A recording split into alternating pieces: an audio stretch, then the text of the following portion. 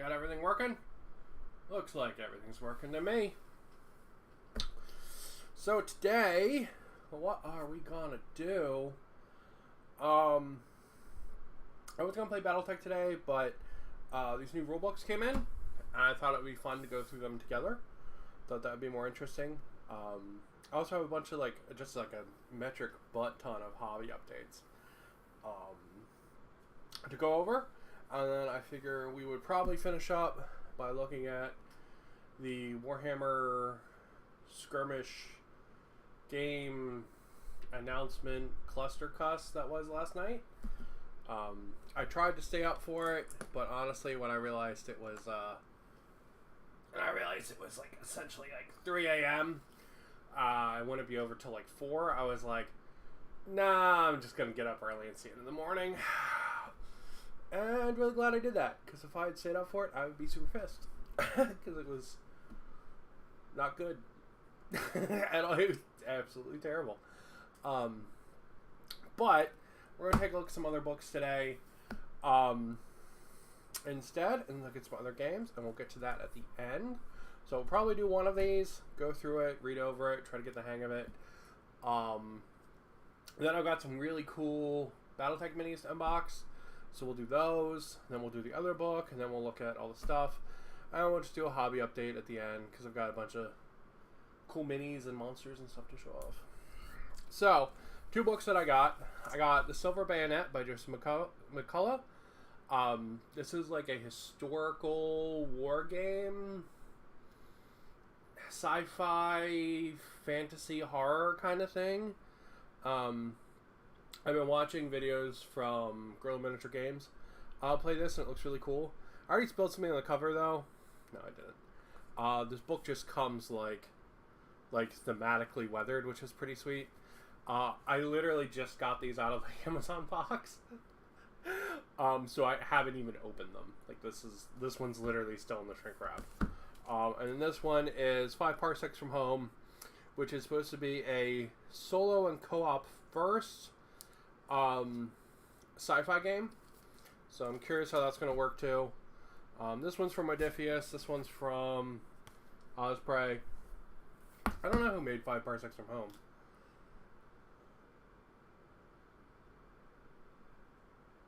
It doesn't say. Since it doesn't say, that means it's probably not Joseph McCullough. Because if he made it, they would put his name on it.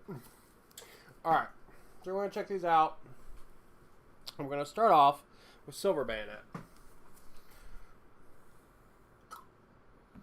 There we go. Silver Bayonet. Alright, hold on. Let me move the space otters so I don't punch them while I'm looking at Silver Bayonet. Space otters are almost all painted up. I've got one past model all painted up.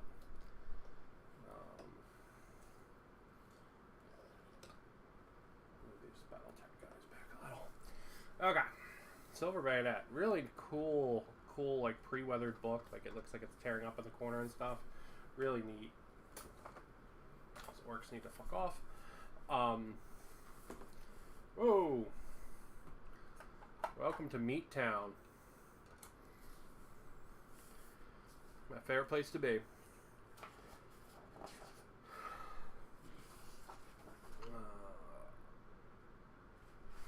Cool art.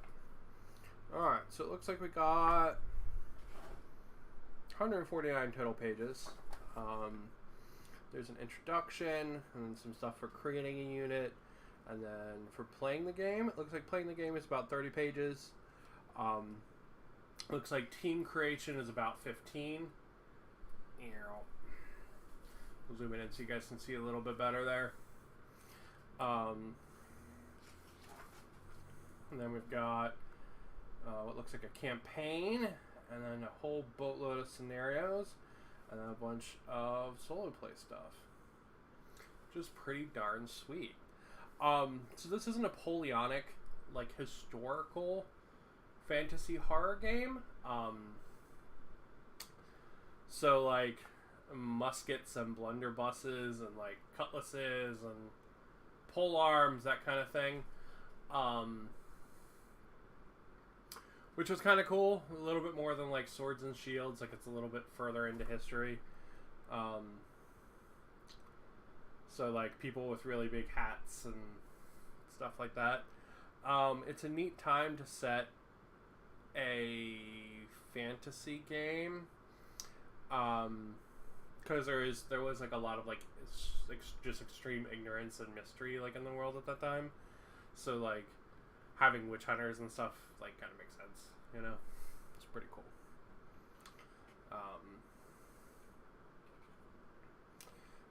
Looks like it's set during... You got a whole little story setting up, like, the fantasy setting for it.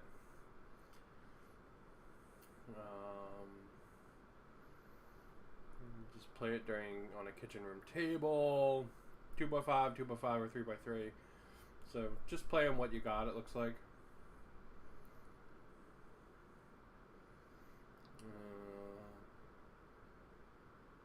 You should have some cool terrain. You should have some minis. There's like a zombie redcoat. That's cool as hell. Look at that. That's a cool piece of art. That's really cool. Looks like you need clue markers and fatigue markers. And you're going to need some dice.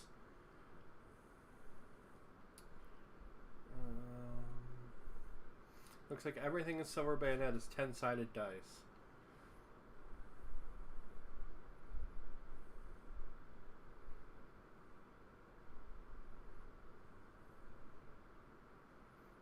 Okay, that's interesting. I've never played a game with 10-sided dice before.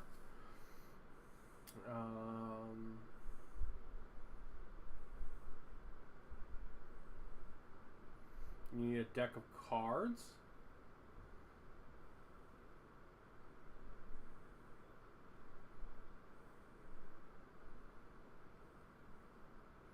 So you're going to want, okay, so you're going to want 2 types of markers.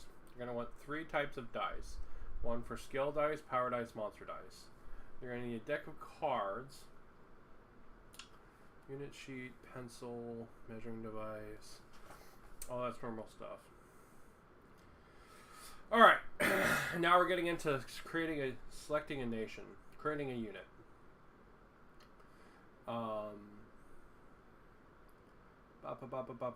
There's a giant gecko on my wall. What's up, bud? You around here eating bugs? Hell yeah, my man.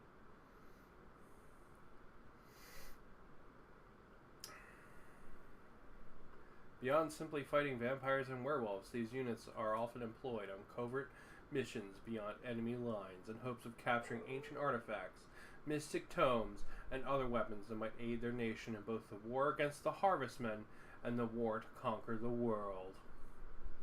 Ooh. Exciting.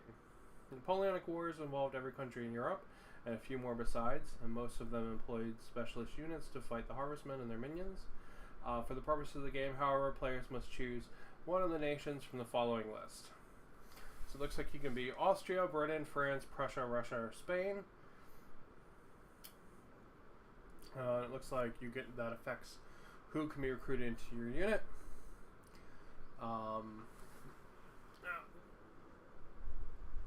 Looks like I did not have the Twitch chat up. I apologize. If you have your heart set on playing a nation that's not on the above list, that's fine. Just select the nation you think is closest and use that. So if you want to play Italy, for example, okay. Let's see, uniforms. The uniforms are super complex and colorful.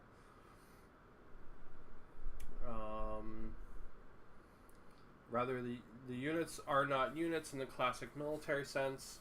Rather, they are collections of skilled individuals drawn from all branches and services of a given nation. These soldiers tend to keep their original uniforms when joining one of these specialist units. They don't actually have uniform requirements. Use this game as an excuse to collect paint and play with the figures you think are the coolest. Just because your unit is British doesn't mean they all have to be in red coats. Okay, so your guys, like, even though it's a historical game, you don't have to be like, you know, a fucking rivet counter about it, which is good. Alright.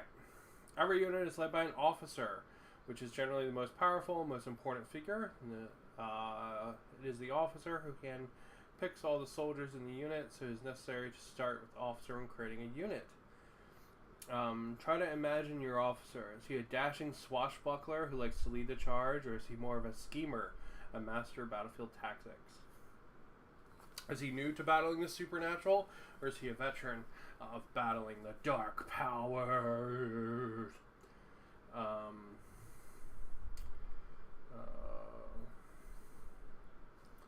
Okay.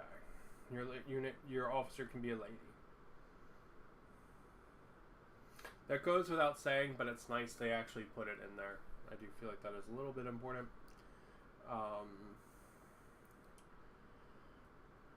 So come up with a name.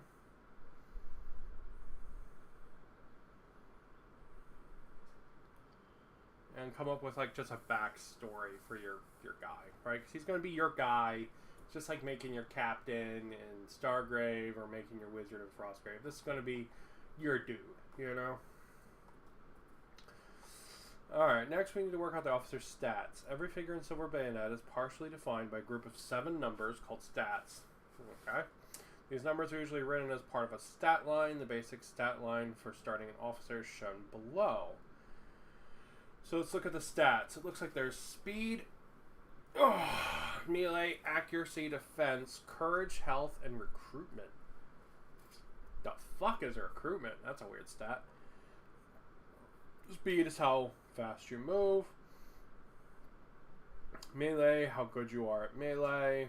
Accuracy, projectile weapons. Defense is defense. Courage is resistance to fear and resistance to magic.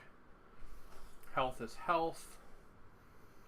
The stat, recruitment. The stat is not used in the game, but rather for referencing when building a unit. It actually means 2 different things depending on how it is written. For officers, the recruitment is written in parentheses. It says how many points a leader has to spend to recruit figures into their unit. For all other soldiers, recruitment is written without parentheses. This is how many points a soldier costs to recruit into an officer's unit. Okay, so that's just their points cost, right? If it's on the officer, it's telling you how many points you have, and if it's on the regular dudes, it's just their points cost. There's a really cool picture of a dude with like vampires in the background and shit. That's cool as hell. To determine your officer's starting stats, take the starting officer stat line from before, and then do each of the following. Increase either melee or accuracy by 1, increase either speed or health by 1, or courage or recruitment by 5. Okay, nice and simple. Attributes is a broad term that covers skills, special abilities, and innate talents a figure can have.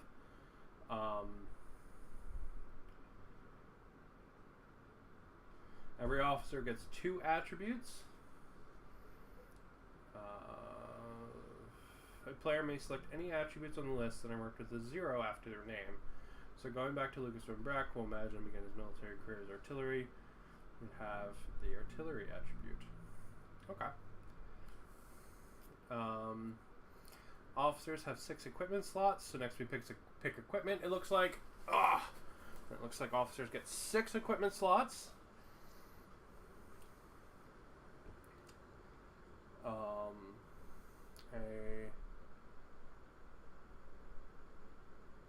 Okay, so you can pick as many pieces as you want from the general armory, and you can pick 2 pieces from the special armory for your guy.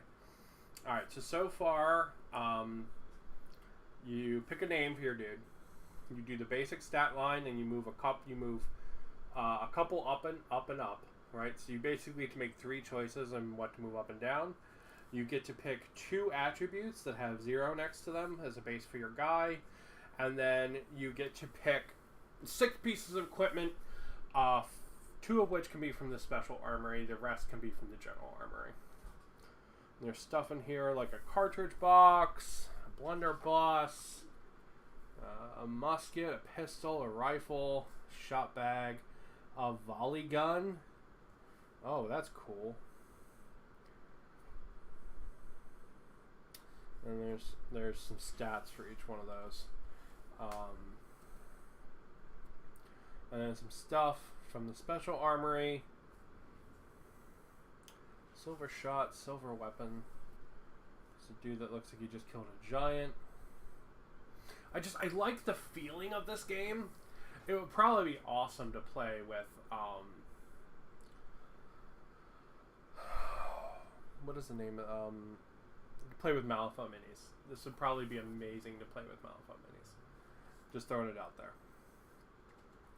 Alright, once you've created your officer, it's now time to select the units that will accompany them in their mission.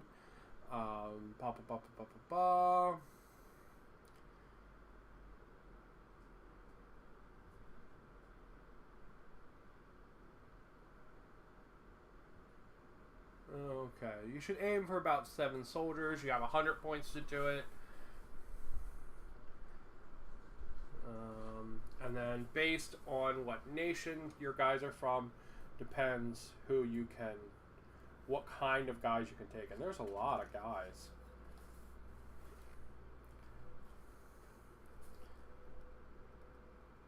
Yeah, there's a lot of guys.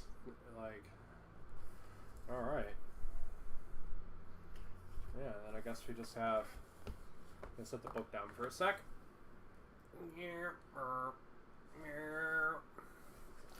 Well, I look through all the guys, because there's a lot of them. Holy shit. You got infantrymen, irregulars, Highlanders, cavalrymen, junior officers, Marines. Oh, look at that picture. That's cool. Like some undead battlefield. That's really cool. The theme of this game is really neat. I don't normally like this historical Napoleonic stuff, but I just feel like it fits the like horror fantasy genre really well. Occultists, sailors, sappers, investigators, veteran hunters. Look at there's a dude there with a werewolf head. That's really cool. Oh, he's got the paw on his side there. Vivendiere. No idea what the hell that is. Oh, and really nice. Oh, you can have a fucking werebear? That's cool. Why would you never have a... My god, I want to play Russia.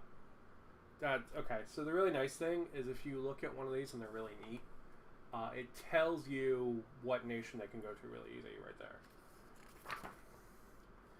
There's what's clearly a vampire lady. Alright, now we got playing the game, sitting up the table. The easiest way to do this is select one of the scenarios presented in Chapter 5. Okay, so if you select a scenario, it tells you where to put all your terrain and everything.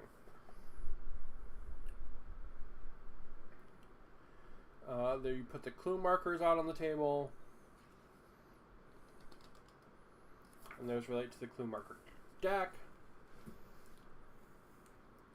The most common type of dice in Silver Bayonet is the check. Whenever a player or figure is called upon to make a check, they should roll 1 power die and 1 skill die. So those are the two of the 3 types of D10s you need. And add the results together. If the check is labeled with the name of one of the stats, for example, a melee check or a courage check, means you should roll 1 power die and 1 skill die as usual, and then add the figure stat to the result. Okay, that's simple enough. Some checks have target numbers that you have to beat.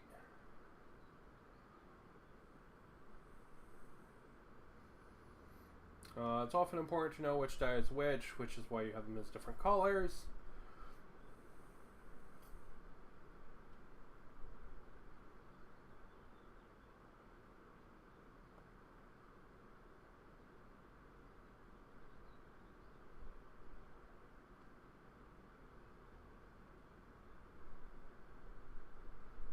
Okay, then there's a standard turn.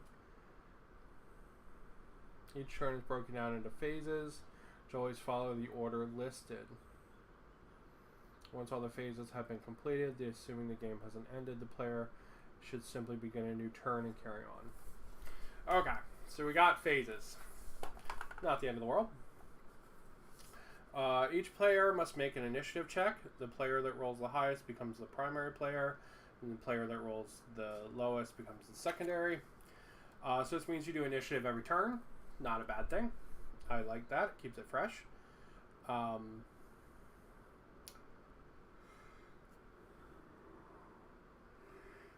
At any point, either player rolls a 2 or a 20, that is a special result.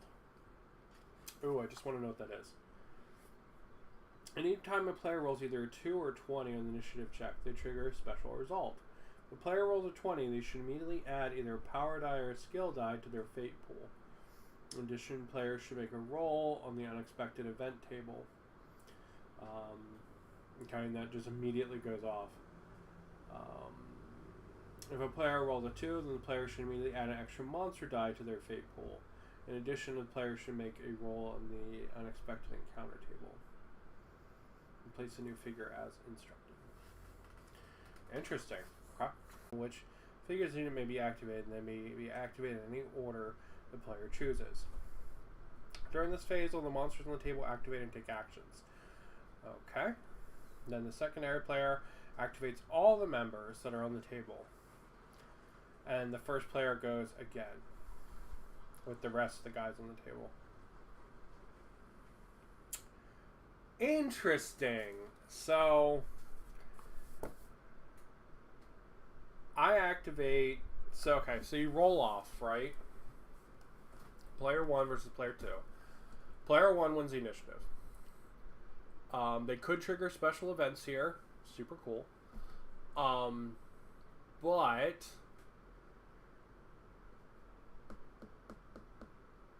they then go and activate up to half of their guys to do whatever they're going to do next. We haven't gotten there in the rules yet. Then all of the monsters go. And then player number 2 does all of their actions.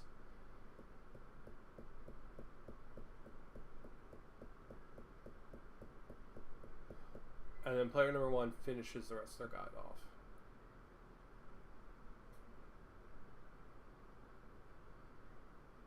Interesting.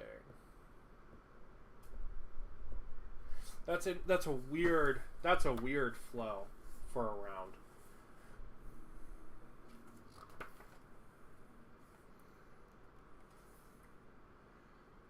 Yeah, there's the unexpected. There's the unexpected events table. And the unexpected encounters table. And there's what looks like a Native American lady. Punches a Bigfoot. Each turn, every figure on the table will activate only once. When the figure is activated, it may move and take one other action, such as shoot, reload, or investigate, or any of the other actions listed elsewhere in this book. It does not matter if the figure takes an action before or after it moves, perfectly able to move and then shoot, reload, and then move. Any other combination of move and action.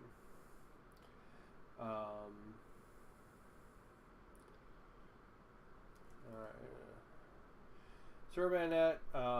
Figures in the Silver Bayonet are always checking all around them, looking to every side, and thus are not considered to be facing any particular direction. At any point during the game, a player is allowed to rotate their figures. Okay, cool. So no facing, so that's good. I don't mind facing in games like Battletech because you have the hex bases, but games with round bases can just fuck off with facing. I'm looking at you, Necromunda. Each turn, a figure is entitled to one move. Essentially making a move allows a figure to travel up to a distance in inches equal to their move stat. The movement doesn't have to be a straight line, including turns, whatever. If a figure desires, it may use its action to sprint. This is a special action, and that it can only be used after a figure has already taken its move during its activation. It may not be used before a figure moves. To sprint, the player should make a sprint check. If the result of the sprint table is 11 or higher, the figure may take another action up to 4. If the result of the sprint check is 10 or lower, this figure may move up to 2 more inches. Alright, so you can do like a run.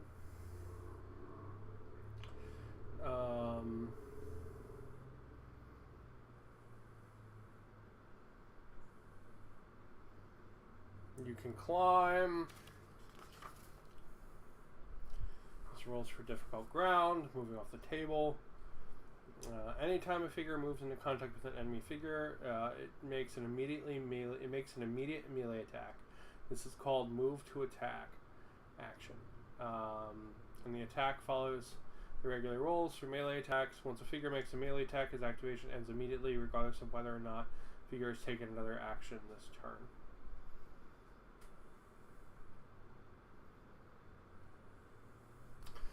So you could shoot and then move in a melee.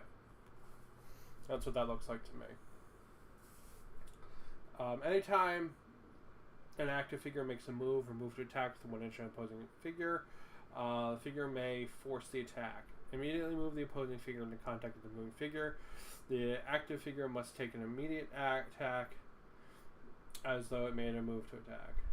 A figure with 2 fatigue tokens may never force the attack. Monsters will always force the attack unless they have 2 fatigue tokens.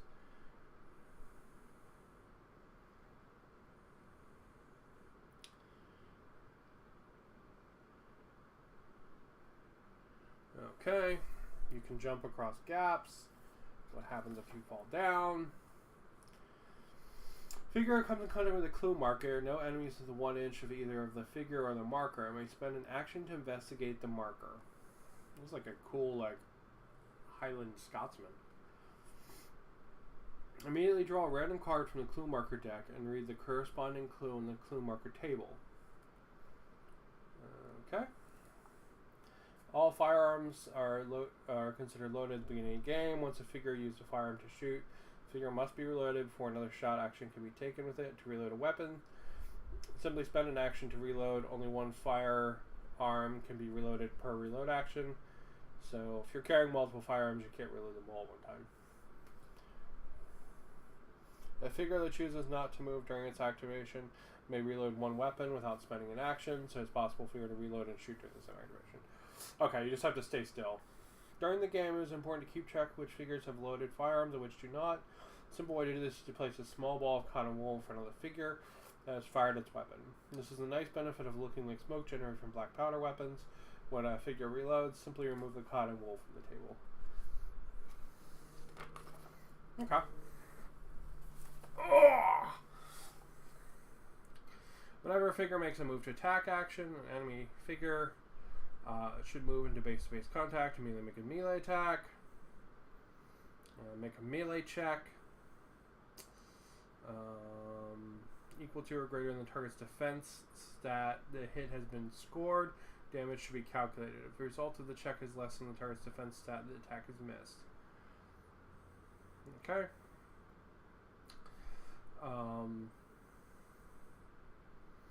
Each weapon uses either the power die or the skill die as its base damage, and some have additional modifiers. A fencing weapon uses the skill die, while a heavy weapon uses the power die.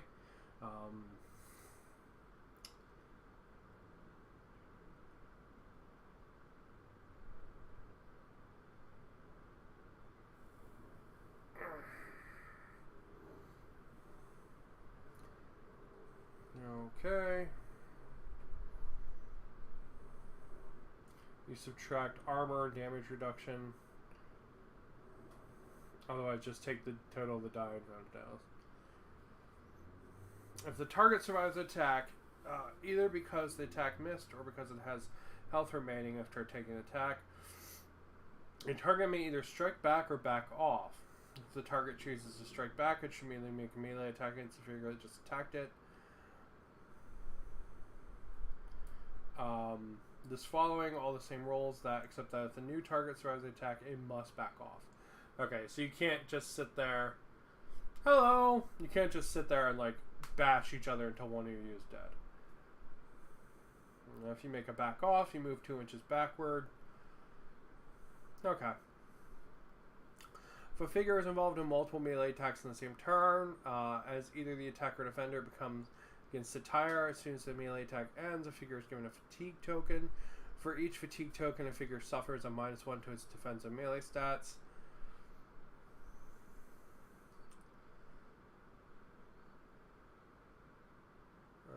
Okay, blah, blah, blah, blah, blah, blah, blah.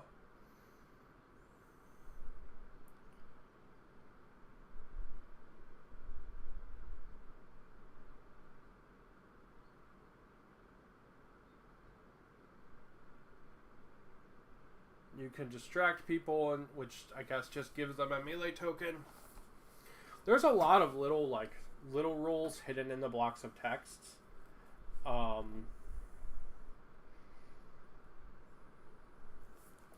nothing super complex. There's just some neat things like that distraction rule. Like, that was just hidden in here. I would really like to see that be called out somewhere. Alright, shooting, you draw a line of sight, they get cover.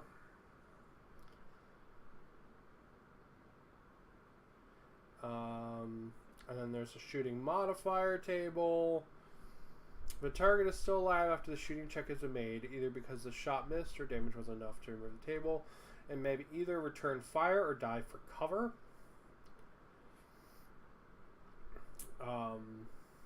So you just get to shoot back if you want, which is pretty cool.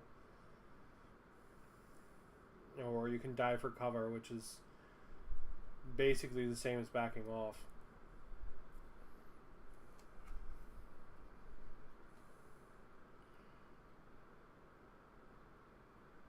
And here it specifically says you can move to attack after you shoot.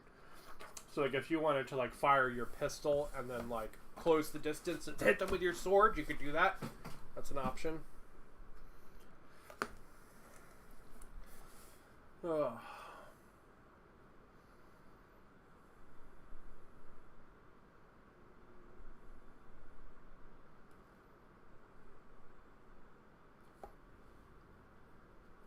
Okay. And there's a thing on the shooting attack order there. Right there. Critical hits and critical failures is an optional roll. Whenever you make a melee check or a shooting check, it rolls a 10 on both the power die and the skill die. They scored a critical hit. The target takes additional points of damage on top of...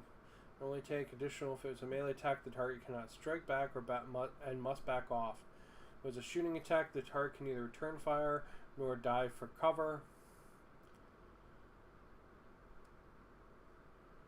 If you roll a 1, it has suffered a critical failure. The first result of this is that no dice in the fate pool may be used to modify the roll. In addition, if the figure is making a melee attack, they have managed to lose their weapon.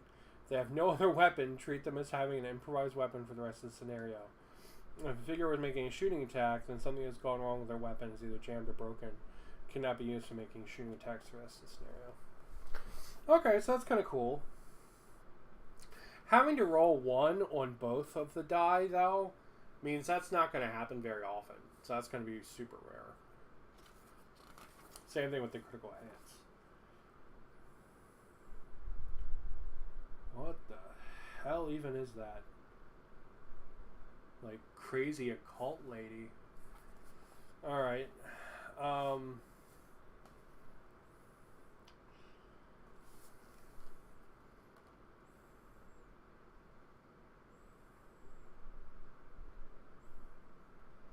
You can have cavalry. You can dismount from your cavalry.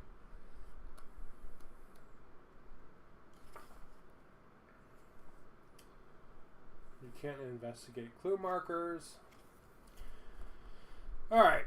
The soldiers who join the special units are all veterans, hardened to the horrors of war, but nothing can completely repair a person for the chilling, soul-shaking terror inflicted by the supernatural. In the Silver Bayonet, this was represented by a special type of courage check called the terror check. Unlike other checks, these are presented with a target number. The terror check is always presented with a modifier. So if the figure had to make a terror check -3, it would roll a check, add their courage, and then simply the terror check's modifier. The figure would then compare the result of the terror check table.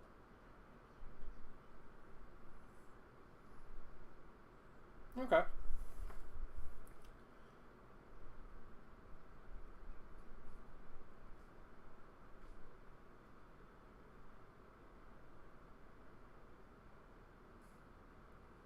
Apparently there are cannons you can use in the game. And then we get to the fate pool. Ugh. So none of these rolls are particularly complex, right? Nothing in here is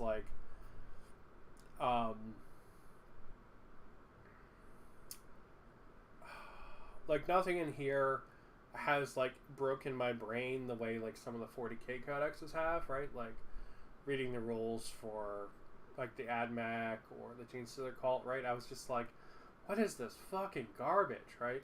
Nothing here has done that so far. It's all been very straightforward. I do wish it was called out a little bit more in a lot of ways, as a lot of this is like sort of big blocks of text. One of the reasons I picked up the physical version of this is because I'm going to be going on a plane ride soon. So I'm going to take these with me on the plane so I can read through them. Because there are little things mixed in here and there into the blocks of text that I feel like it'd be really easy to miss. Maybe there's like cheat sheets or something in the back when we get there. Also, we're on page 69, which makes me happy. The player should assemble their fate pool. The fate pool consists of extra dice that are kept to one side. These dice can be used in a variety of ways to try and tip the battle in the player's favor. Alright, so you get a bunch of dice.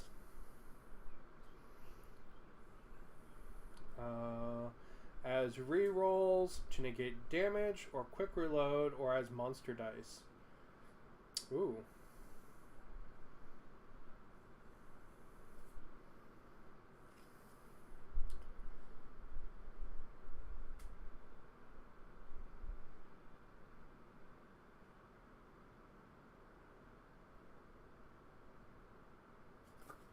Okay. Anytime a player rolls a check of any kind, they may elect to re-roll either the power die or the skill die by using the equivalent die from the fate pool. If they want to re-roll the skill die, they must use the skill die from the fate pool. The new roll must be taken even if the result is worse. Can't use more than one dice in the pool for any check. Okay. Anytime a figure and their unit takes damage, a player may use one of the power dice or skill dice in their fate pool to negate some of the damage. Do so, the player simply rolls the die. If the result is a 10, all the damage from the source is completely negated. Otherwise, the amount of damage is negated equal to the result of the die divided by 2 and rounding up. That's a little hinky. I wish it was just resulted, you know, just flat, because that would be easier to remember. That's cool. Whenever a figure activates, a player may spend a skill or power die from their fate pool to have the figure reload their weapon without spending an action. So a figure could move, reload using a fate die, and then shoot all during the same activation. Okay, that's handy dandy. Monster dice work in a similar but different fashion to the other dice in the fate pool. Whenever a monster makes a check, either player may decide to use a monster die from their fate pool to reroll the power or skill die. In this case, however, the reroll only replaces the original if it is higher than the original roll. Essentially, a player cannot use monster dice to try and make a monster achieve a worse result. It can only make the result better. Either player may use a monster dice to negate some of the damage when a monster would take damage.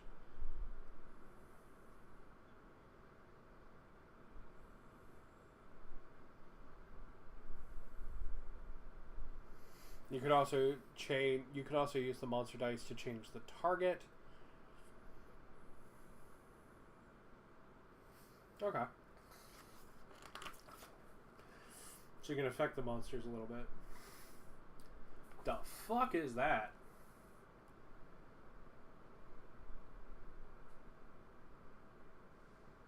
Like weird little pervert gremlin guy. Alright, during the monster phase, every monster will activate, going in order from the monsters with the lowest current health to the highest. In case where there are multiple monsters, a primary player, you just simply decide. Okay. Does a monster have an unloaded projectile weapon? Does the monster have a loaded projectile weapon? Okay. Is there a soldier within line of sight of the monster?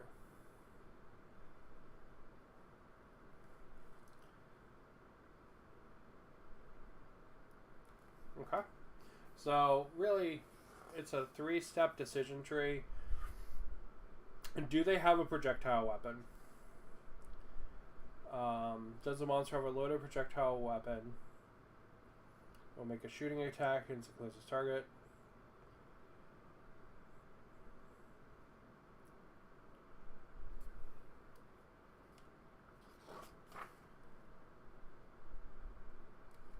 and then it ends up basically doing one of those.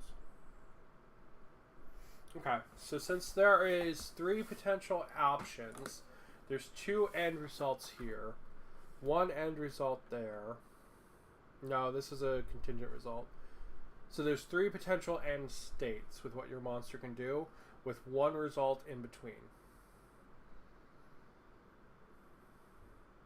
So you have 3 potential end results. Enough that if you played it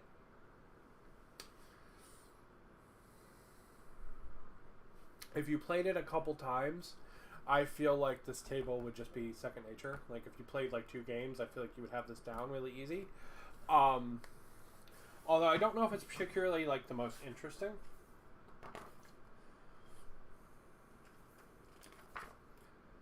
Alright. I want to suck your blood. Campaigns. Apparently your guys can go insane. Permanent injuries. There's a crazy necklace.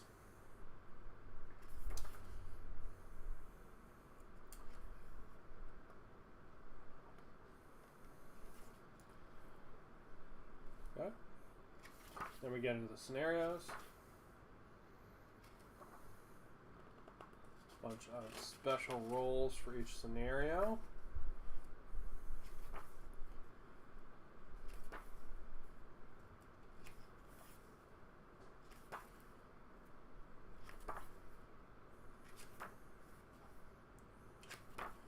A lot of scenarios. I think for creating your own scenario, this is really nice. This is super cool. Because if you wanted to kind of like DM a campaign a little bit, this would be awesome. So that's super nice.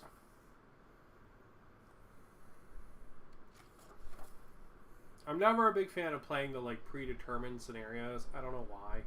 I always like to make my own. So it's cool that that's in there. Alright, co-op play.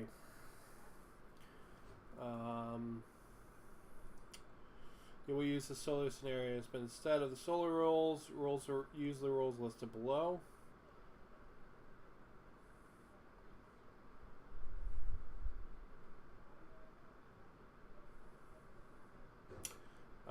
So you both get 2 half-sized teams.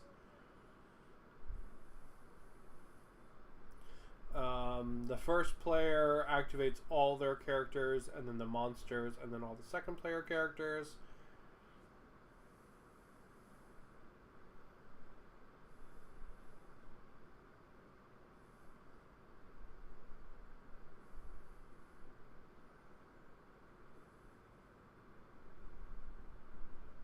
You only get 1 skill die for your fate pool.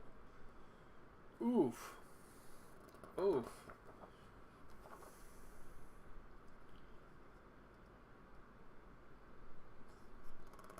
Ooh, okay, so it puts you at a disadvantage. It's a cool picture of a skull. So you both get a half-size team, and you both get 1 skill die. So you're at a disadvantage versus another player. Versus playing 2.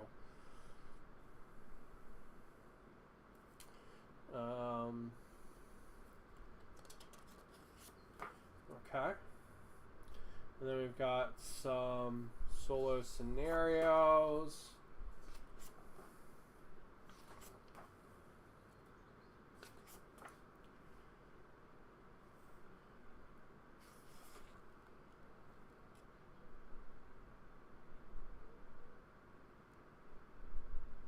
Huh.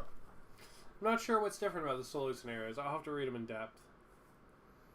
But then we got monster lists. We got cultists, dogs, wolves, changelings, demons, ghosts, ghouls, goblins, living armor, living scarecrow, hobgoblins, revenants, trolls, pixies, possessed.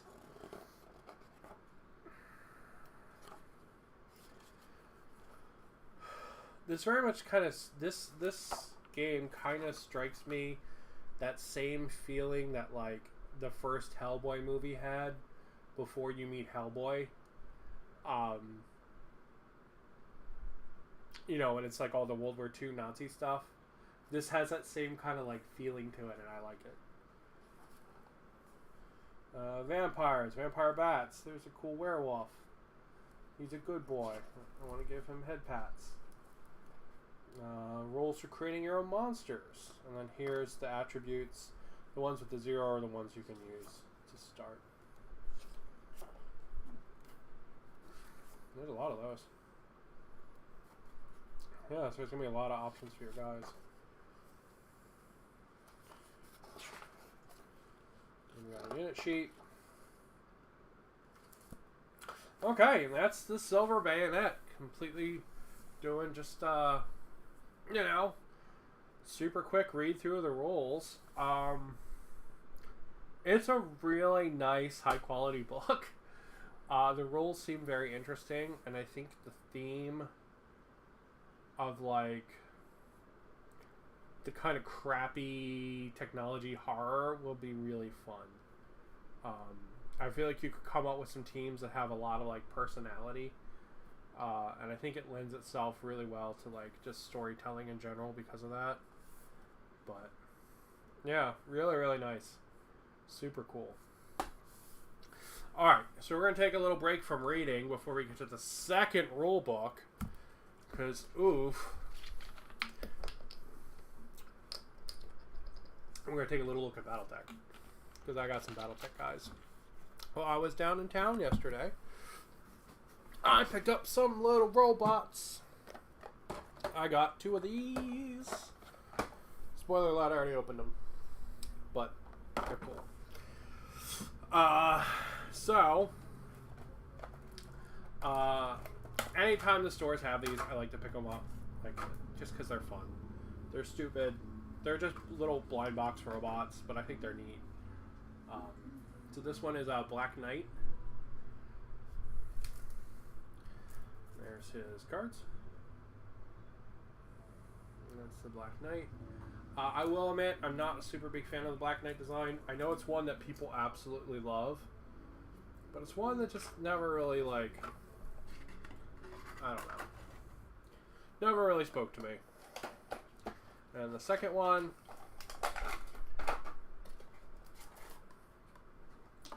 was a big win in my opinion. The second one I got was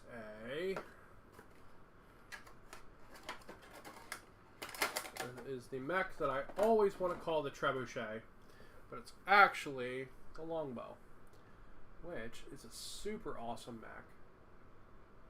Super, super awesome mech. It is just 2 giant rocket pods. Like,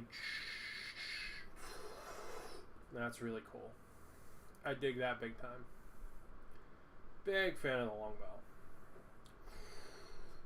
I always want to call him the trebuchet. I don't know why. And then that's his stats. Right there. And I found one of these. Finally. I've been trying to find one of these. I haven't seen it on Island anywhere. This is the Clan Heavy Star. This has a lot of really awesome mechs in it. First off, we have the Warhammer, which is a phenomenal looking mech. Clunk, clunk. Just covered in all kinds of cool little guns. Really awesome. I've got one here that I got from a blind box that I'm painting up in Clan Wolf colors. So, super happy to have a second one. He is a really cool mech. Really, really, really cool. Next, we have the Hunchback 2 Electric Boogaloo. Double the Hunchback, double the fun. Ironically, look at this shit. I've got one of these I'm painting up in Clan Wolf colors, but this is only the Hunchback 1 with the 1 laser. This is the Hunchback 2 with the 2. There are 2 like smaller lasers. Super cool mech. I like Hunchback a lot. This guy, I think, is probably my favorite out of this whole box. This is the Supernova. This thing is awesome. I didn't even know this thing existed. But it is really cool. I love the weird, like, tri-gun hands. Really, really awesome. And then we've got a Marauder 2, which is, again, really cool mech.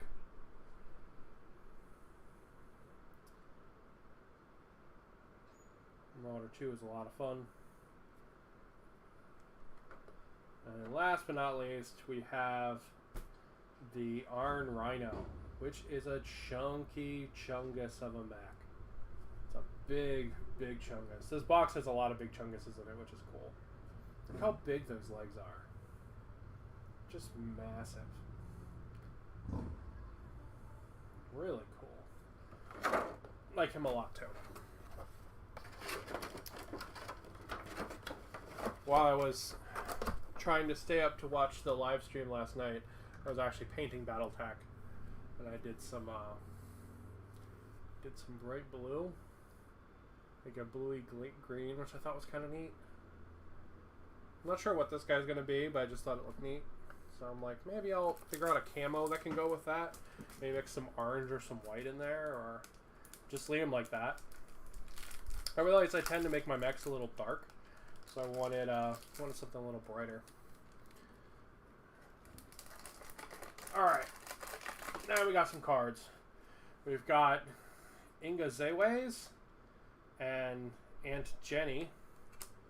We've got Rachel, Torin, Eldora, and King, Jaya, Hania Nostria, SK, Sarah, Vixen, Ikaza. Discards over there. Then we got the unit cards. So here's the card for the Hunchback 2. Wow, look at that rainbow paint job. That's crazy. Hunchback 2 and the Hunchback 2C, which gets some more life, it looks like. Got the Rhino, which is a huge chungus. Hit it on 5s at every range. Wow. And the Stone Rhino 4, which is considerably less chunky than just the Stone Rhino. And we got the Supernova, which, man, look at the life on him too. Ooh, he is a big boy. Even more life. 8 damage. 8 damage.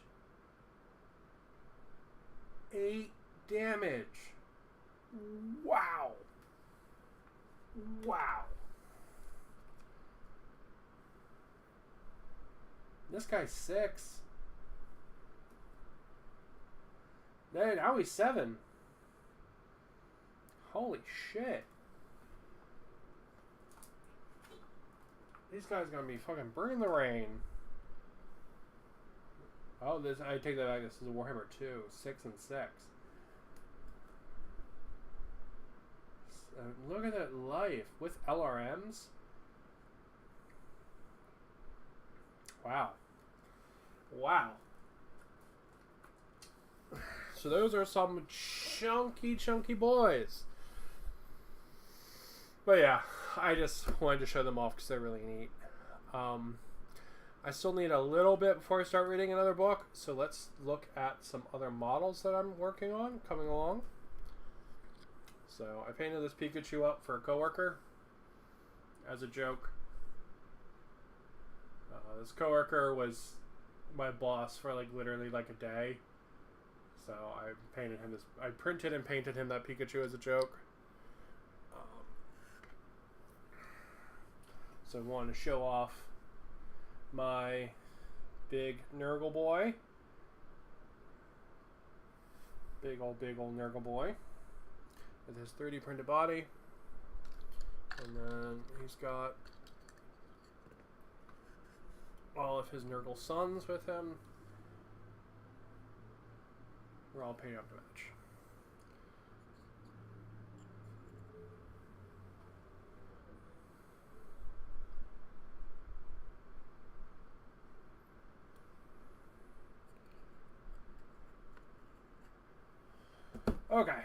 Um, then we have some of these guys who are whip. So they're work in progress little space otters. And then when they're not work in progress, they're going to look like this. And this is my first time using oil washes. So this is with Streak and Grime. I'm in love. I'm in love with oil washes. They're really cool. I think I could do it even better than I did on this guy, but they are amazing. Like, so amazing. So I am super looking forward to getting some more. To finish these guys up, one, I have to paint their noses and their eyes. And two, I need to get some mineral spirit. Local store just doesn't have any. So I gotta pick some mineral spirit up, because that's what you use to remove the Streak and Grime.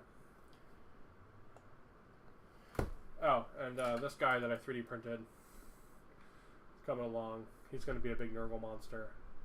And then I sculpted Dong on him, because of course I did. You can't have a monster that's not wearing pants and not have a dong. I'm sorry. It's just not how it works, man. Oh, and last but not least, unfortunately, my big ratty did not win the local competition, but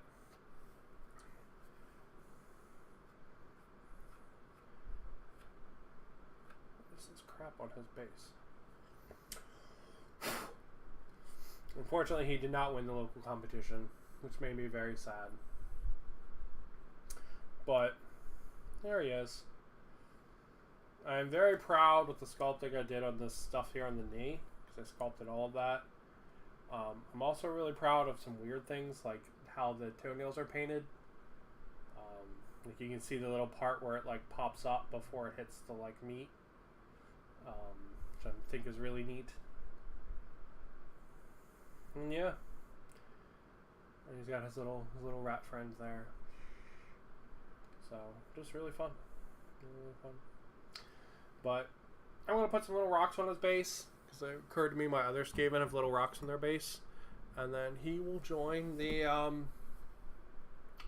he will join my Skaven army after that. Ugh. All right.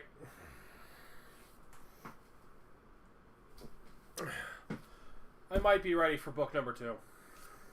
I need to see how new this one is. This one's still in shrink wrap.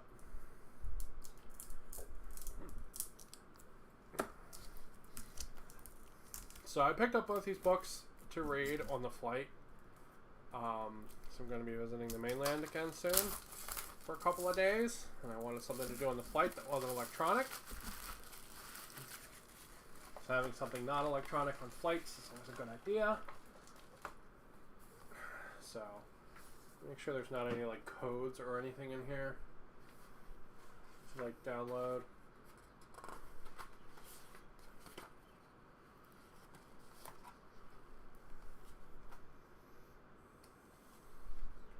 Does not seem like it. Okay. 5 Parsecs from Home. 3rd edition. There's all the people. Yeah, it's definitely not Joseph McCullough. A lot of people in there, though. 5 Parsecs from Home. Looks like 184 total pages. We are looking at 20 pages for character creation, 20-ish pages for the main roles, then about 25 pages of campaigns, and then another 20 pages of battles, whatever the hell that is. Yeah. Our introduction. Neat, kind of like post-apocalyptic future picture there. This book is very nice. I'm super spoiled by that Silver Bayonet book, though, because it was like fucking boss. But this one is also very nice. What you're reading is a different type of war game. As miniature games have traditionally been about building armies and fighting generic battles, wargaming is more made.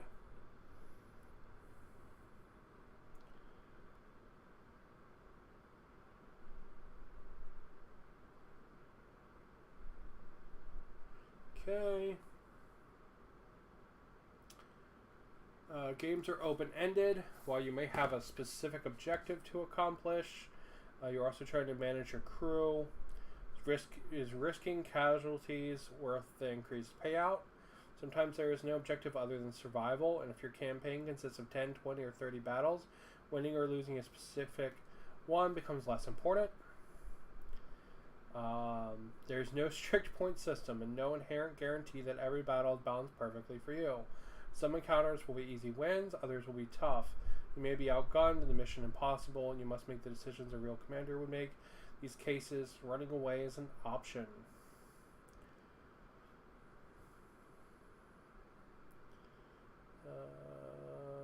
Right. New edition, I don't know what that means, don't care. 5 parsecs from home is played in campaign turns. To creating a crew of characters, each turn allows you to explore the location they are in, travel to new worlds, and trade your equipment using these rules and your dice based on your crew's decision. Each campaign turn, you will also fight a miniature-based tabletop battle for resolving a long-term consequences such as injuries and deaths, gaining experience and items. Okay, so pretty standard stuff. You can play as long as you want. There's a story track in the appendix. Excuse me. Ugh. If you prefer a more explicit story,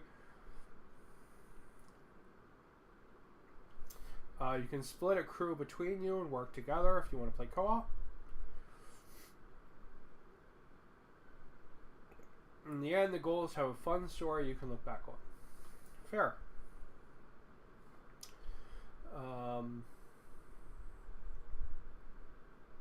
So apparently you can play in either 15 or 28 millimeter scale. That's neat. I like that a lot. It's actually one of the things I really like about one-page rules. Is you can scale it all the way from like 6 millimeter to 40 millimeter. It's really neat.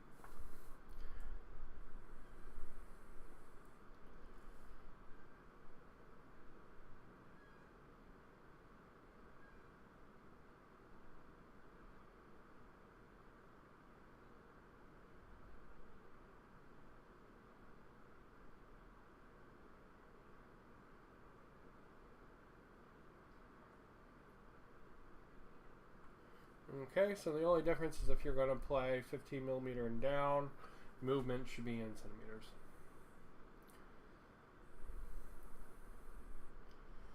Alright, man, this uses D10s too. So this uses D6 and D10s. I gotta get me some D10s. I'm gonna have to go on Amazon after this and buy some.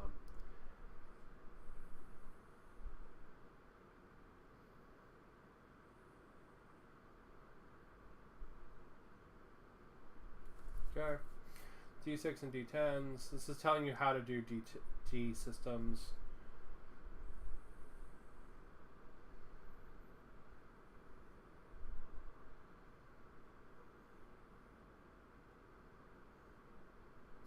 You only have one reroll.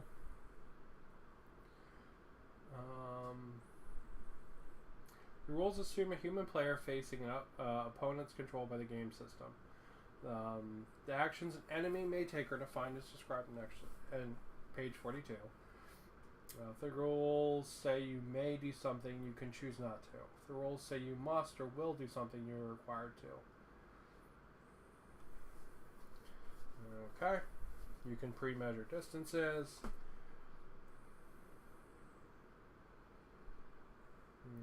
Okay.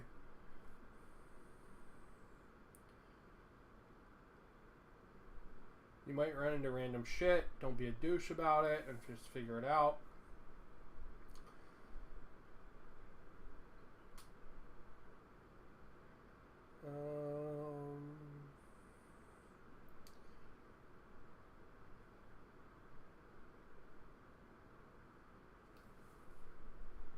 Okay, all this just says you need miniatures. This book is very much set up like you've never played a miniatures game before, which I don't think is necessarily a bad thing. But it's much more explaining everything in like the absolute basis terms, like what a D6 is, you know what I mean, and how to do a 2D6. It's explaining that a lot more like clearly and basely, which is probably good for like new people and stuff. So, let's see. Each of your characters is rated in 5 ability scores, which can be recorded on a sheet of paper, the crew log, or the back of these rolls. Reactions is you determine when a character can act during a battle round. Interesting. Speed is straightforward. How far you table up inches. Combat rolls added to all attack dice. Toughness is the number of enemies have to roll above if they want to damage you. Savvy covers technical aptitudes, wits, and a bit of charm. It's usually used away from the battlefield. Particular characters may have or may develop an unusual degree of luck as destiny smiles on them. On the battlefield, this works to avoid potentially lethal injury. Humans are the only species that are allowed more than 1 point of luck. Okay, there are 4 methods you can use to create your crew. If you're playing for the first time, keeping track of multiple characters can be confusing. If so, start with a group of 6 humans, or use example crew at the end of this chapter. You receive 6 crew figures. 3 are always human. 2 may be human or primarily alien according to your choice. Maybe human or bot according to your choice. If you have opted for a reduced crew size, you may select up to 1 bot and 2 primary aliens.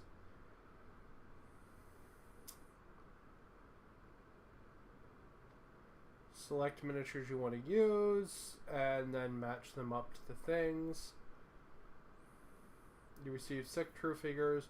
Roll in the crew type table below for each position, which is random.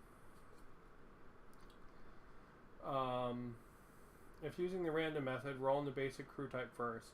If you roll primary alien or strange character, proceed to the relevant subtable and roll for the exact type.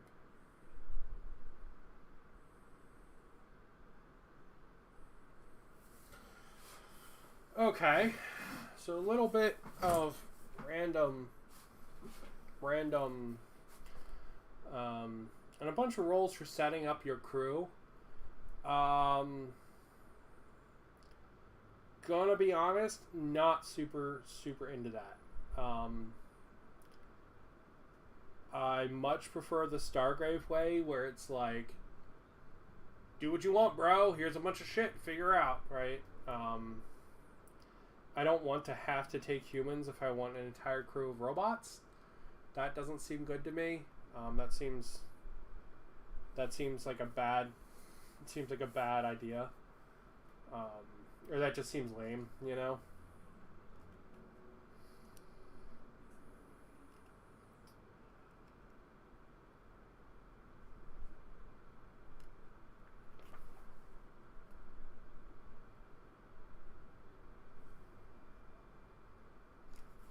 There are a bunch of different types of aliens, though.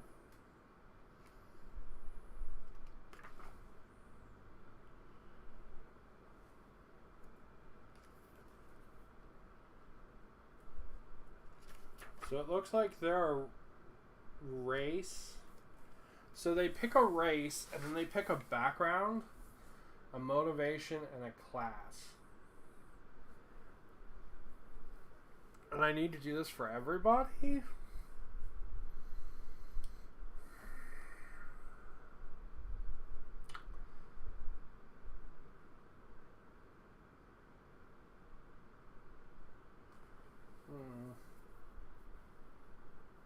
Not super into the crew setup for this, gonna be honest.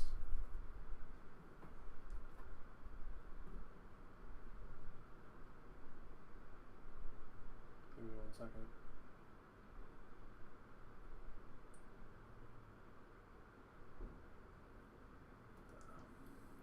Thought it might be my husband asking me at lunch. Yeah, not super into the crew setup for this. The ability to have it be random is kind of neat, But, like, I don't really want to play with random guys. I kind of want to pick guys that, like, fit my mental story. You know what I mean?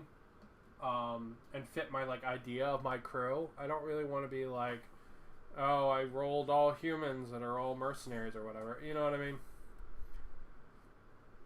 I do like the idea that you could do it completely randomly. Because it would give you a really, like, crazy, like, variety of stuff. But not super into that. They also get a ship. Roll once on the table below to determine when your starting spaceship is. Note that all vessels are created equal. Sometimes you have to make do with what you get your hands on.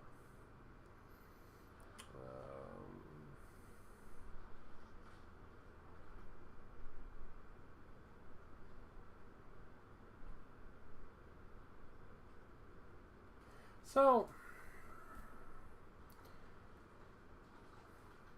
what's the point of the randomness tables here? Because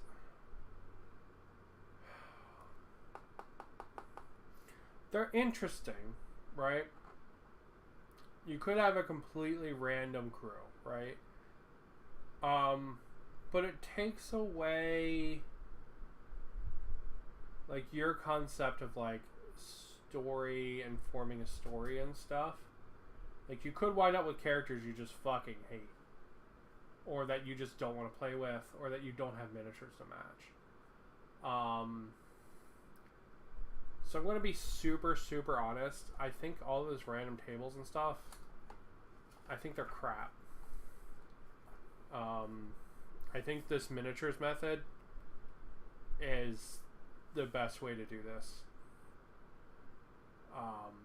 Which basically just means you pick the minis you want to play with and then you pick stuff to match them. I think this is the better way. It gives you agency and it gives you control, and you can go through and pick stuff of what you want. Like if you want an all robot crew or whatever, you could do that.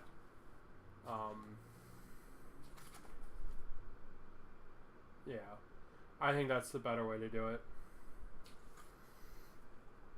Alright, flavor details. Roll from the crew table below. These are rolls to purely add character, will not influence gameplay.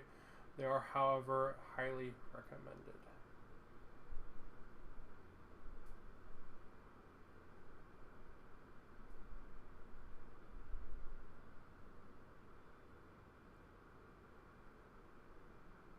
Okay, so they don't really do anything. And then here's a sample crew. And now we're into the main roles. Okay, so far you pick, what was it? A main guy, and then, oh no, you don't actually have a main guy. You get you get 6 figures. And they can be basically whatever the fuck you want. And each one of those figures is going to have a race, a motivation, a background, and a class. So you're looking at 18 things there, and then you're going to have a ship on top of that.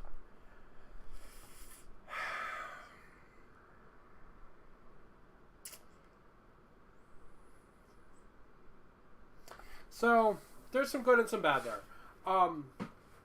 With so many different points of variance, you're going to be able to make something pretty detailed. I would highly recommend not doing it randomly.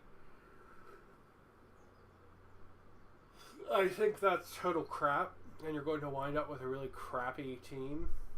Not as in terms of, like,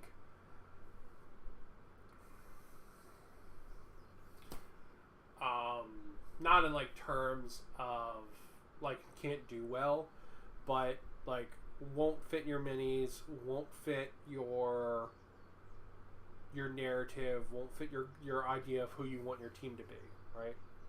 Like, I couldn't random roll and play my Space Otters with this. I would have to pick the minis and then pick the stuff out of the game. Which is fine. there's a lot of stuff in there devoted to the random roll, and I don't know what the point of it is. Like, I much prefer this simple, like, clean way that Silver Bayonet.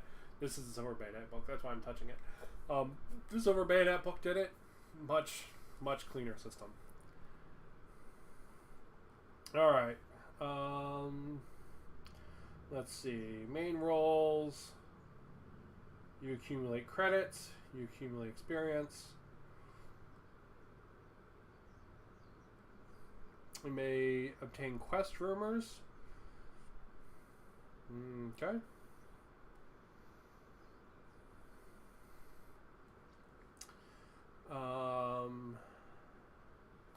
There's some roles for terrain. Difficult and impassable terrain. Line of sight is considered mutual by default. It should always be considered mutual. People are like, I can see your guy, but your guy can't see mine. Those people are just dickheads.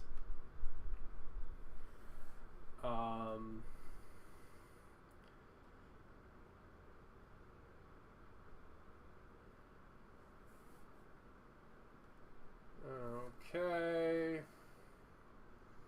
Cover makes it more difficult to hit your target.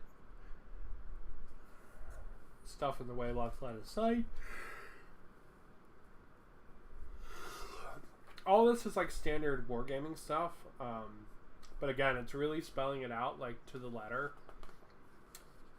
Not because I think it's trying to be super like rules lawyery, but I think it's trying to do it in case you've never played a war game before. I think that's what this is for. Okay.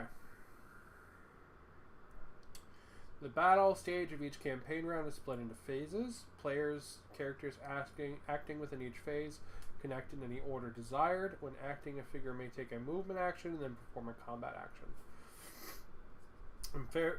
A figure may opt to forego either option but cannot perform them in reverse order. Okay, so you always have to move and then shoot.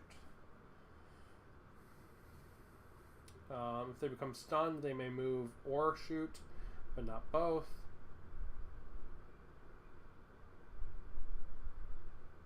If you ever get more than 3 stun markers, you're just dead.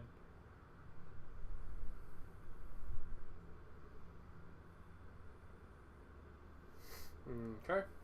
Some activities are free actions, such as using consumables.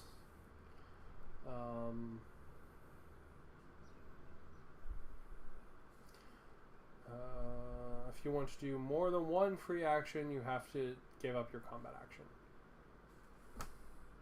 Okay. That's going to be super hard to remember. Movement. They move at the speed in tabletop inches. Difficult terrain reduces your movement.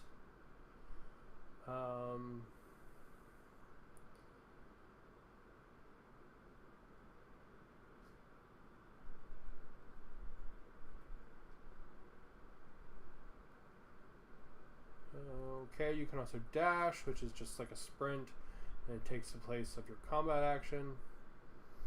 The player moves into contact with one or more enemies. They engage in a brawl, which is resolved immediately. No other actions are permitted. Figures may enter a brawl by dashing. May not enter a brawl by dashing.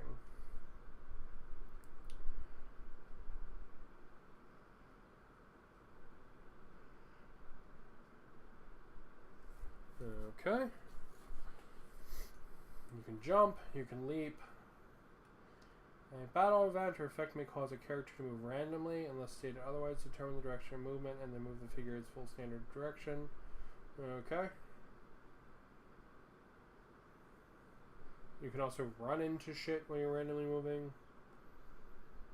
Some characters may have access to different modes of movement that replace their normal movement, such as powerful jumps or teleportation. To use each round. A modest amount of artificial intelligence in the proceedings. It is assumed that the player will make decisions based on what is reasonable, but can also operate enemies according to one of 7 broad AI types shown below. It's up to the player to choose how to strictly adhere to these. Cautious enemy will try to stay in cover. Figures with the opponent in line of sight remain where they are and take aim shots, otherwise they will advance in terrain. Okay, so this is...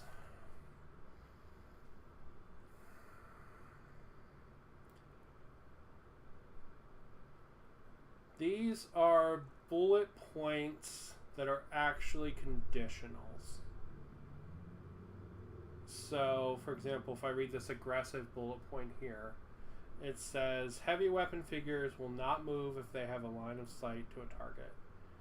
So, if heavy weapon figure and line of sight to target, do not move EXE, right? like that's what that's doing. So each one of these bullet points is a conditional option to dictate how the enemy is going to try to move.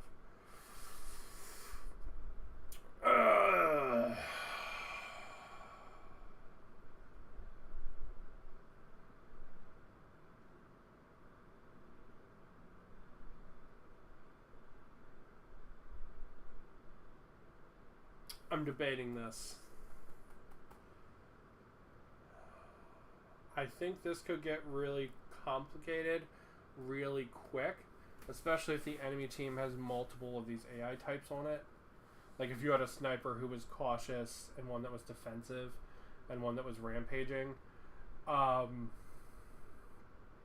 feel like this table or this page could get really complex really fast. And I don't know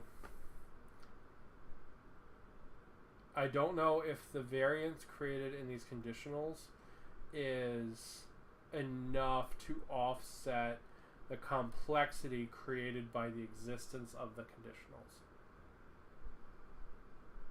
So, like, I don't know if this page is adding enough to justify its existence. I think there's probably a better way to do this than all these conditionals. Alright. Combat. Figure may fire one weapon carried as a combat action. Okay. To hit, roll 1d6. Add combat skill on the target. Target number to hit is... Okay, so you have to pass the target number. Okay. Brawling. Each character rolls 1d6, adding their combat skill. Add some stuff to it if you have a melee weapon.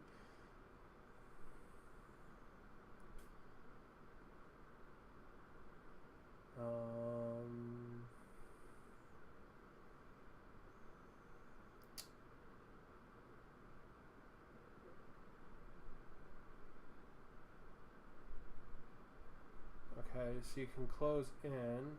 Each character rolls 1d6, adding their combat skill. Some fucking aliens roll twice, using the better score. The lower total suffers a hit. On a draw, both characters take a hit. Okay, so you each do one opposing dice roll.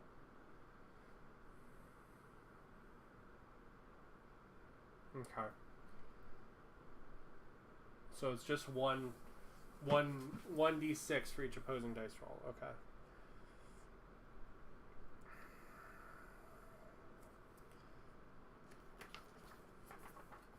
Okay.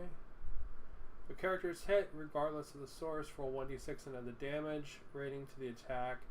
The attack equal or exceeds the toughness, or is a natural 6, the character becomes casualty and is removed from play.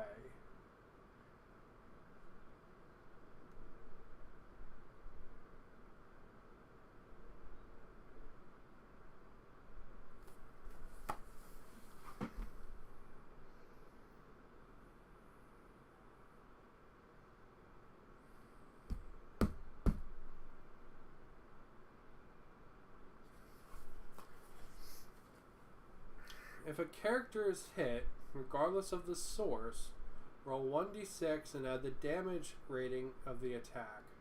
If the result equals or exceeds the toughness of the target, or is a natural 6, the character becomes a casualty and is removed from play. A roll that is less than the toughness will push the target one directly 1 inch directly away from the attacker. And they gain a stun marker.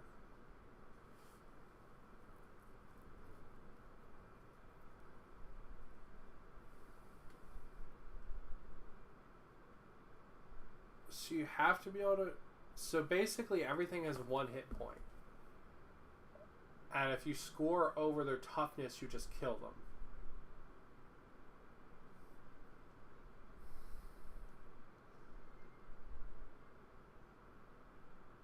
How would you fight something like a dreadnought or a tank then? Or like the tank would have really high toughness but should have a bunch of wounds because it should be really resilient. Like this is just not tracking wounds essentially. So like you can't wear down an enemy with a bunch of little shots.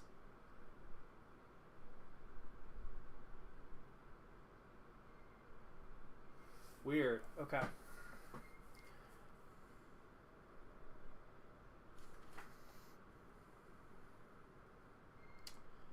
Weapons and gear. It's a bunch of different weapons and gear. Equipment lists. Different starships. And then setting up the campaign.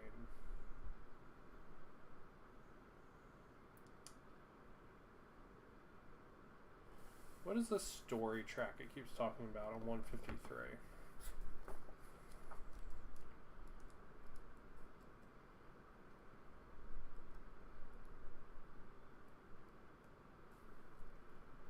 The story clock.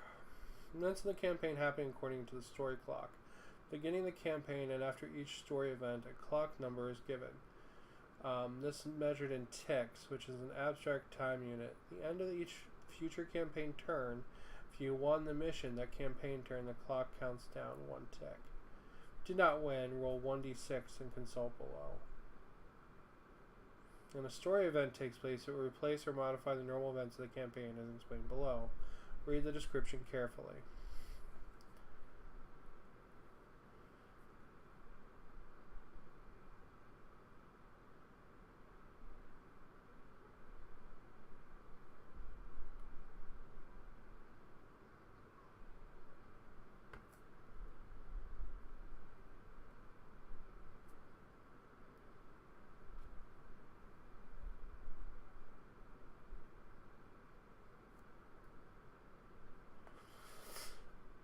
So, this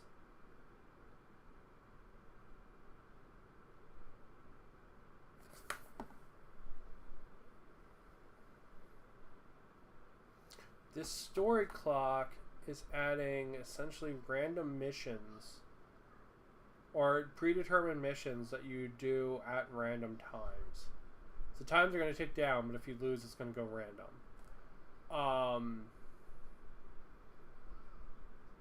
So, like, you might play a game win, play a game lose, and then have to play one of these predetermined missions.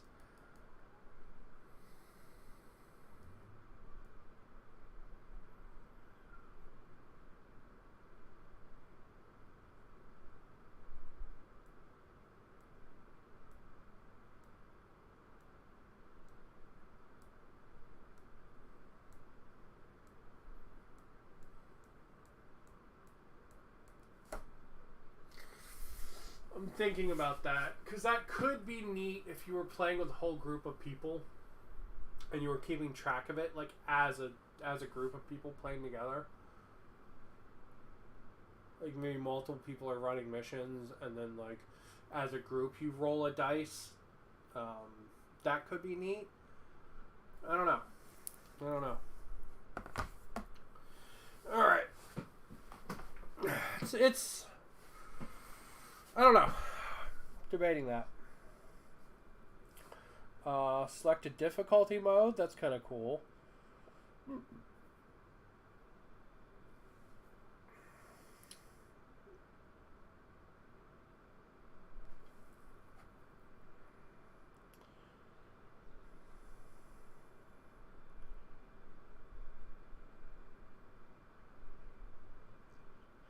So, okay.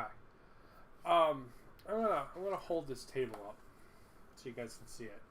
This is a difficulty mode table. This book has had a lot of stuff like this in it that I just don't like. And it sort of defeat the purpose of having like your own kind of war game kind of thing. So, after every battle, select a crew member, they get XP, you get extra credits, you face less enemies. Only the play 20 campaign turns and win 20 tabletop battle victory conditions can be completed in the easy difficulty mode. Why? Why? Why is that in there? What does that do for anybody? Does that benefit anybody? Does that, like, mean anything? Like, why is that in there? Like, it's stuff like this that, like, Silver Bayonet just doesn't have. Right? Like, it's just these weird little limitations that are in here that are very strange. Like, oh, you should only have 4 humans or whatever. Like, what the fuck? Like, so weird.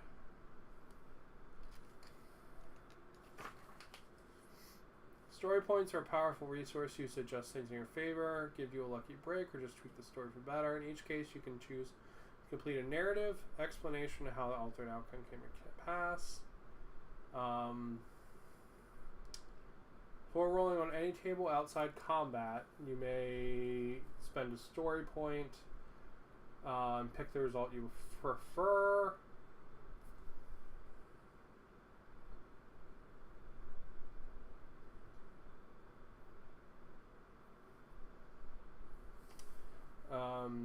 You may at any time spend 1 story point to roll again, but the new result must be accepted.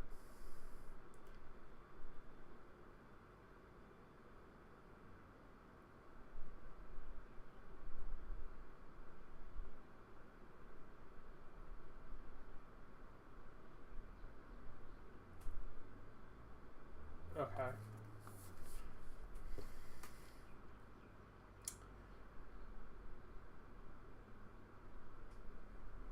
Sorry, this book is just like, it's very strange because there's some things in here that like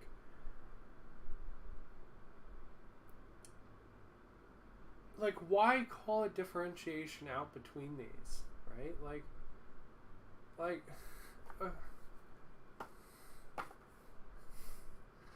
I don't know. Like, if this is intended for solo wargaming, like, why have all these weird little limitations on it? Alright, so this is an example of the campaign turn. A bunch of stuff goes on every turn.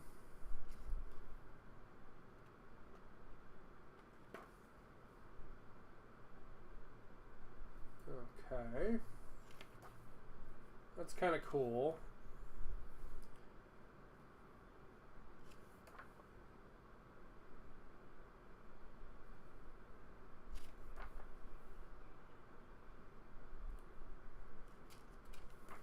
What happens when you enter a world? So there's a bunch of like RP stuff that can happen.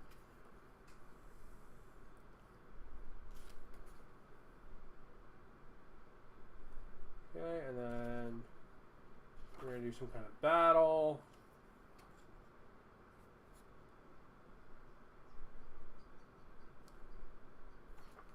A lot of variation in the battle. It's kind of neat. And a rival show up. And then your post-battle. You get some loot. You get paid. Determine if anybody dies. You can get extra trading. And then we have tables of loot.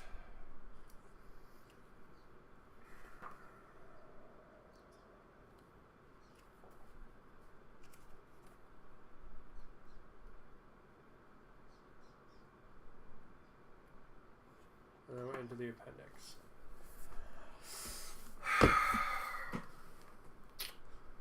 Gonna be honest, don't know how I feel about this one. Don't know how I feel about this one.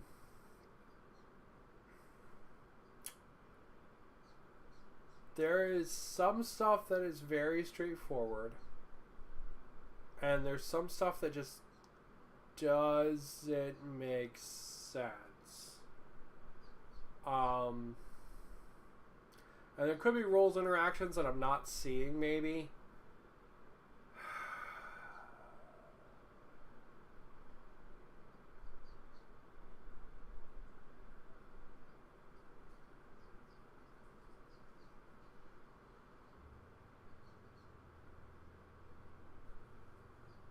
But I don't know how I feel about it. It's very strange. Because there are a lot of rules in here. There's a lot of randomness, which is not bad. Randomness is actually really good in war games. But there's a lot of little rules I feel like that are going to get in the way. Like for a solo war game, I'll be super honest. This is way crunchier than I expected it to be. And none of these rules are complex rules. They're all very simple. But the fact that there's like 400,000 of them,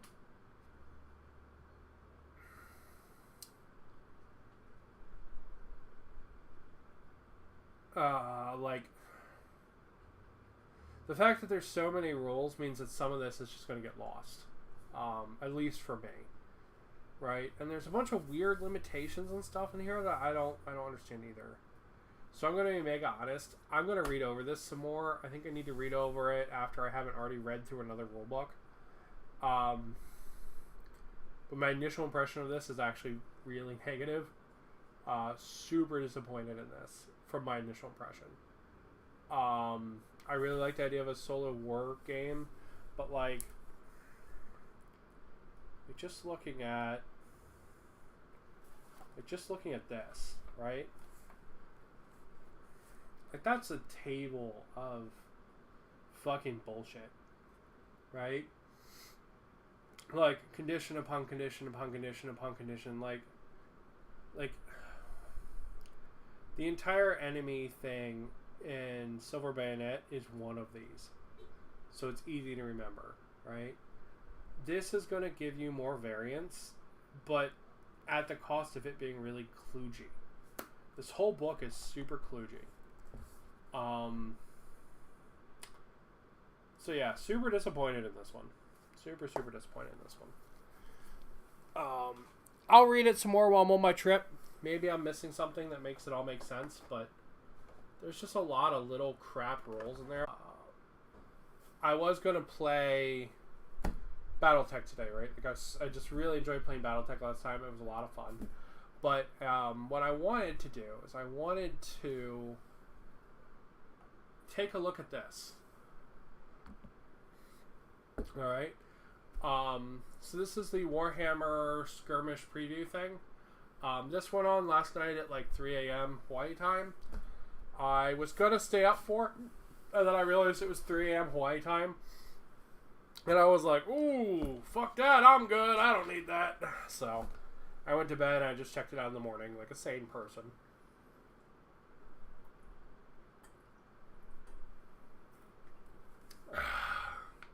Blah, blast for the win. But I wanted to look at this and I wanted to talk about it a little bit. So, we're going to start at the bottom and work our way up. So, this is the new Kill Team announcement. With everything they were teasing, everybody thought it was going to be Squats and Gene Stealers, or Kazakin and Gene Stealers. What is it?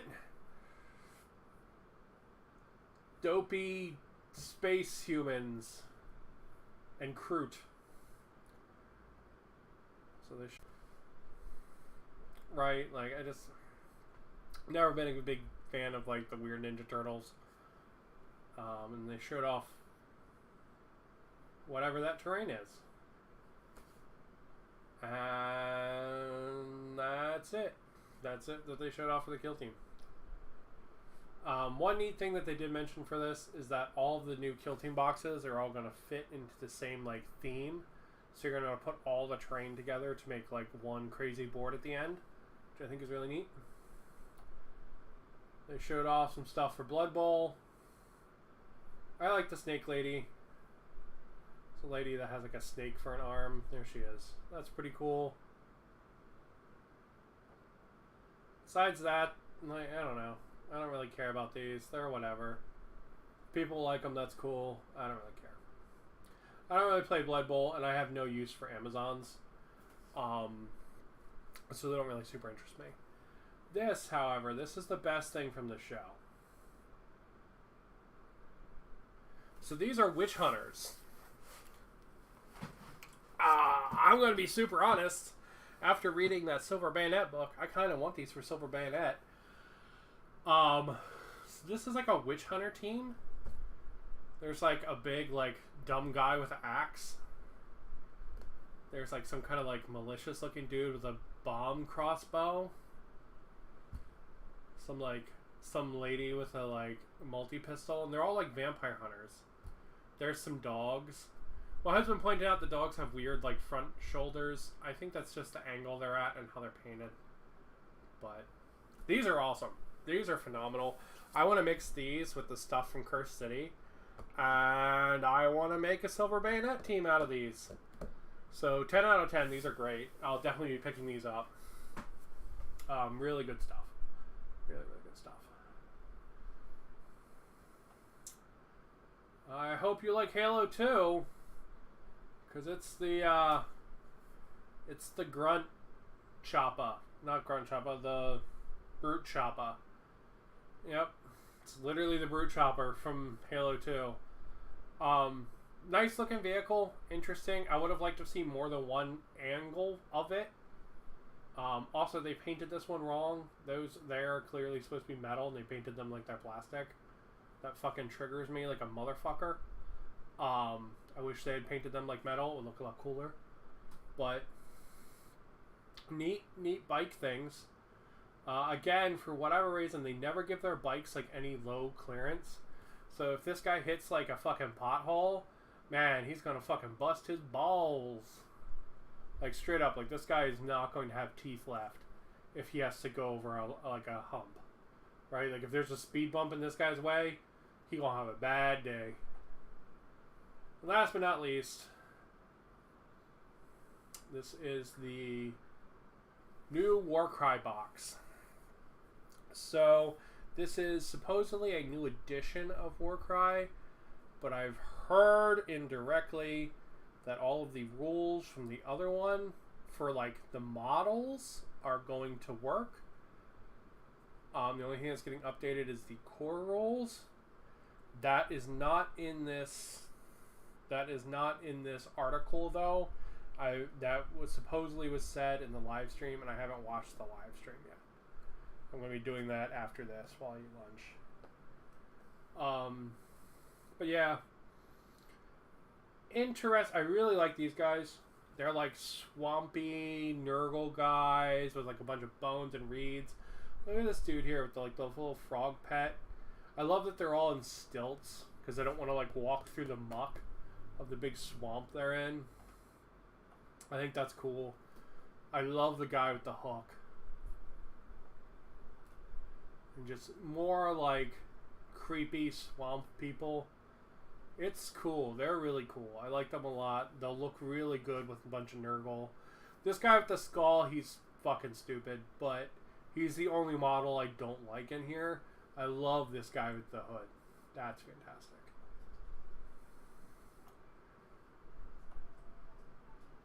But yeah, they're really cool. I like them a lot.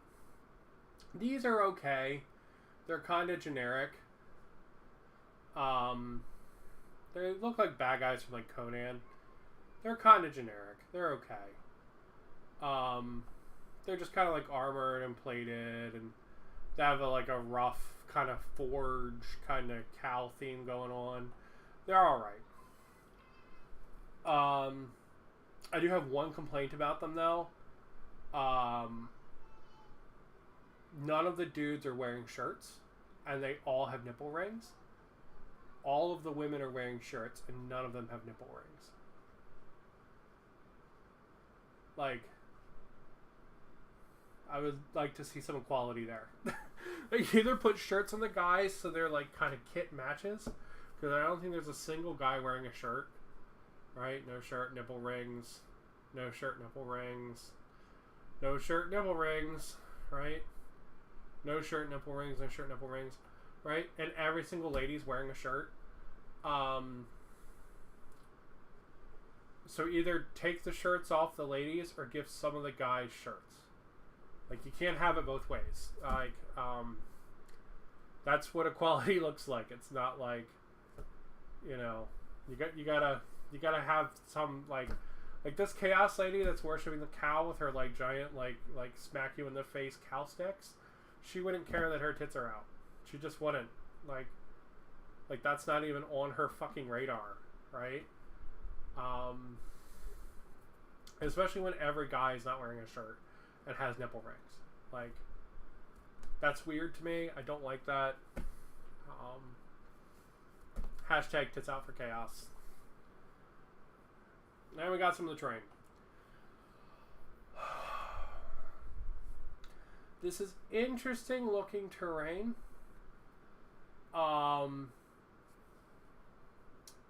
It is...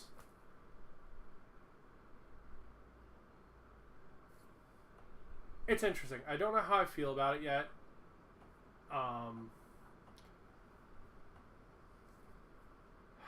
Some of it feels too big.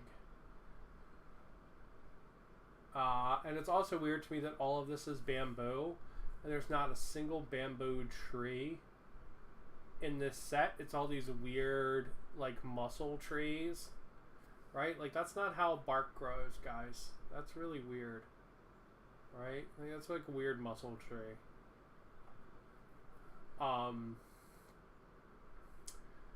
Everything is like these weird muscle trees and this really huge bamboo. So,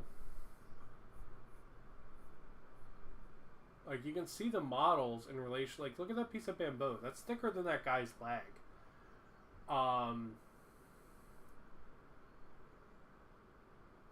Yeah, I don't know. It feels weird. Like, the terrain feels too big. Like, if you look at it in relation to, like, where's the skeleton? Like, this skeleton, right? That piece of bamboo is almost as big as that skeleton's chest. But there's not, like, a single bamboo tree anywhere in this terrain. That feels weird to me. That feels super, super weird. But the Nurgle Swamp guys are cool. They're really cool. Big props to them being awesome. But I think the big winners here are this Witch Hunter dude. He's fucking amazing, and his whole team is amazing. So I think they're the big winners there. But yeah. So that was everything. That was everything. We went through two whole rule books today. We looked at Battletech. We looked at the announcements. This looks really good. I'm super interested in making a team for this. Really excited about it. I will read through this again, but initial impressions really low on this. So, bottom of the pile, buddy. Bottom of the pile. I'm going to call it there because I've been streaming for 2 hours and talking pretty much constantly when I wasn't reading. Which, by the way, reading rule books on stream, like, literally melt my brain. But I wanted to look at them on stream with everybody and show people the coolness of the rule books. Again, I really like this one. Super excited for that. Less so for this. I'm doubly excited for this, plus the new warband for another maze or whatever the fuck. Doubly excited for that. So, anyway, I'm going to go ahead and I'm going to call it there. Thank you guys for watching. I hope it was fun to go through the rulebooks with me and to look at my Battletechs. These little chunguses. This is a great box. If you see the Clan Heavy, what is it? Clan Heavy Star, 10 out of 10. Buy it. It's good shit. But I'm going to go ahead and call it there. Thank you guys for watching. And I will catch you guys next time.